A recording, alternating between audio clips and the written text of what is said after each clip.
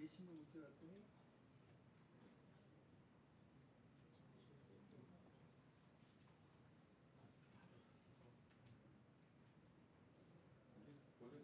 열심히 했으면 몇 등이 더 오는데 변호사님들이 계시는 재판 아직 안 걸려갖고 나란히 있어요. 정영선이도 온다는 얘기가 그게 안 했어요.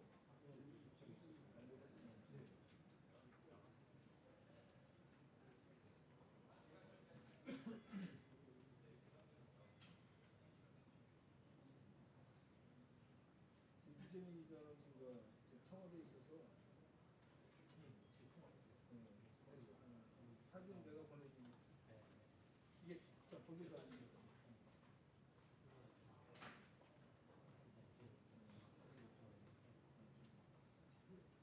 네, 들어옵니다.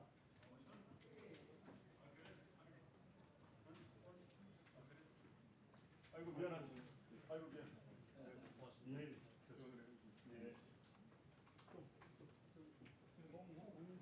보세요. 아이고 미안합니다. 저기 원래는 정면에 해뒀는데 그래서 가고 있다. 자, 부탁드립니다. 마이크 주세요. 올라가시죠.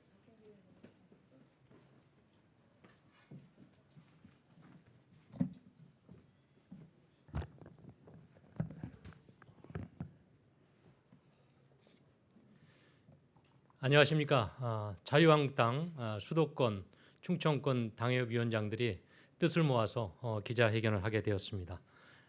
바로 기자회견문을 낭독하도록 하겠습니다. 존경하는 국민 여러분, 대한민국의 운명이 백척간두에 섰습니다. 문재인 정권은 2년 반 동안 국정 시스템 혁신을 내면한 채 적폐몰이로 야당 인사 죽이기에만 몰두했습니다. 독선과 오만이 극에 달했습니다. 정의는 무너졌습니다. 끊임없이 내 편 챙기기에 열중하여 분열과 갈등을 조장하고 국민의 가슴을 후벼팠습니다. 국민들에게 분노와 박탈감을 안겨준 조국 전 법무부 장관의 임명 강행은 작은 사례일 뿐입니다. 청와대 386 측근들이 좌파 코드로 국정을 좌지우지합니다. 장관 패스는 일상이 되었습니다. 이제 국정 어느 한 분야도 제대로 작동되는 곳이 없습니다. 경제는 역대 정부 중 최악의 상황으로 민생을 파탄냈습니다. 애교는 아무나 흔드는 나라가 되었습니다. 북한 발악이 일변도 대북 정책으로 평화와 안보도 갈 곳을 잃었습니다. 제대로 된 단 하나의 치적도 들 수 없을 정도입니다. 총체적 국정 파탄을 초래한 무능한 정권입니다. 무능한 정권이 이제 사악한 정권, 독재 정권으로 나아가려고 합니다. 대한민국은 이제 위기에 빠졌습니다. 자유민주주의와 자유시장경제 체제가 근본부터 흔들리고 있습니다. 자유우파 국민들은 내년 4.15 총선에서 자유한국당이 반드시 승리하여 자유대한민국을 수호해 주길 간절히 염원하고 있습니다. 우리 자유한국당은 국민들의 이 엄중한 명령을 무겁게 받아들여서 4.15 총선 승리와 자유대한민국 수호의 역사적 사명을 성공적으로 완수해야 합니다. 이를 위해 원외 당협위원장들이 뜻을 모아 몇 가지 간곡한 호소를 드립니다. 첫째, 보수 대통합이 자칫 과거로의 핵이나 특정 지역, 특정 관점에 지나치게 편중되지 않아야 합니다. 중도층과 수도권, 충청권 등 중원을 흡인하여 자유우파를 폭넓게 아우를 수 있는 미래지향적인 통합을 해주십시오. 둘째, 문재인 정권 독주 저지는 자유우파에 부과된 지상과제입니다. 보수 대통합을 위해 과거 하나였다가 일부 다른 길을 가고 계신 분들과 과감히 다시 손을 맞잡는 화해와 상생의 지혜를 발휘해 주십시오. 셋째, 4.15 총선 승리를 위해 당의 절대 지지에 힘입어 의정 활동을 해온 다선 의원님들과 다시 동행하게 될 중진 지도자들은 그동안 누린 모든 기득권을 내려놓고 선당 후사의 정신으로 험지를 개척해 주시길 호소합니다. 멀리 보고 큰 정치를 하는 군자 대로행을 실천해 주십시오. 넷째, 당이 마련한 신정치 혁신 방안을 조속히 공개하고 당내 치열한 토론과 국민들의 다양한 의견 수렴을 거쳐 보완한 후 당 최고 의결 기구를 통해 조속히 확정해 주시길 호소합니다. 다섯째, 공정하고 투명한 공천 룰을 조속히 확정 공개해 주십시오. 합리적이고 객관적인 공천 룰이 마련된다면 모든 후보자들은 이를 존중하고 이에 따른 어떠한 결정에도 승복할 것을 제안합니다. 끝으로 문재인 정권을 심판하고 대한민국을 바로 세울 4.15 총선 승리는 전 국민의 성원과 지지가 있어야 가능합니다. 따라서 자유한국당의 지도부와 모든 당직자 그리고 전 당원들은 늘 겸손한 자세로 국민과 소통하는 공감 능력을 유지해야 합니다. 싸울 때라도 보수의 품격을 잃지 말아야 합니다. 총선 승리와 정권 대창출의 장정에서 혹여 과욕에 넘쳐 오만하고 불순한 행동으로 국민의 지탄을 받거나 당의 신뢰를 실추시키는 사람들은 지위고하를 막론하고 읍참 마속하여 주시길 호소합니다. 존경하는 당 지도부 여러분, 자유한국당이 먼저 변해야 세상을 바꿀 수 있습니다. 끝없이 혁신하는 정당, 국정 대안을 창안하고 민생을 보듬는 정당만이 총선에서 국민들의 선택을 받을 수 있습니다. 자유롭고 공정한 나라, 자유한국당이 다시 세워야 합니다. 자유한국당이 총선 승리를 주춧돌 삼아 그 역사적 소명을 완수해야 한다는 절박한 심정으로 당협위원장들이 몇 가지 충언의 호소를 드렸습니다. 당 지도부는 현명한 결단과 뼈를 깎는 노력으로 우리들의 호소를 꼭 실천해 주시길 간곡히 부탁드립니다. 감사합니다. 2019년 11월 12일 새로운 정치를 위한 혁신과 대통합을 호소하는 당협위원장 일동. 감사합니다. 혹시 기자님들 질문이 있으면 우리 당협위원장들이 답변 드리도록 하겠습니다. 네, 감사합니다.